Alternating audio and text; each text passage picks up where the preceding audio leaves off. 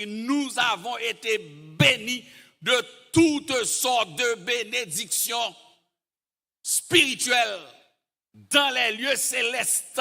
Donc, tout le monde qui sauve, qui est cet esprit, regardez, ou gagne, ou pas qu'à évaluer bénédiction sur la vie. Nous avons été bénis de toutes sortes de bénédictions.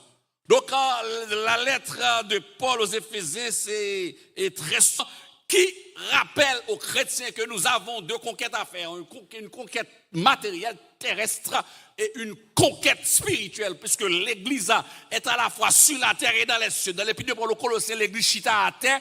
Dans l'épître de Paul aux Éphésiens, l'Église chita dans les cieux. C'est ça fait que me rappelez nous, il y a des gens qui croisent avec déjà bam la main. L'elfine bam la main première fois, deuxième fois me croise avec, il pas jamais voulu bam la main encore. Ça, chaque fois me prend la main, il fourre mais dans poche li. Parce que l'elfine bam la main pas ta thème en l'air.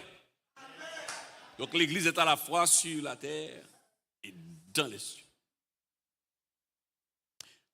Alors nous avons pris du temps aussi pour rappeler et définir dans un premier temps que signifie racheter le temps et pour donner une définition au temps de manière générale dans les sciences mathématiques, les sciences physiques. Le temps est une grandeur mesurable, scalaire, et d'ailleurs pour déterminer la distance qu'un corps qui se déplace sur la route, il faut multiplier la vitesse du déplacement par le temps. Donc le temps est partout.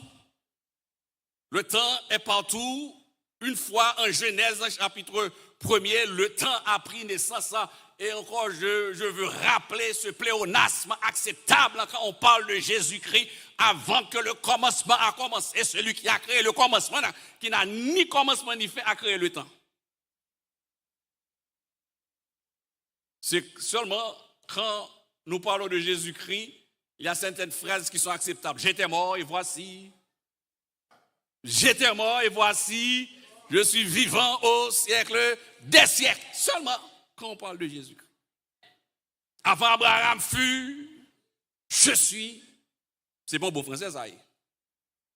Mais c'est seulement Jésus-Christ qui a dit comme ça.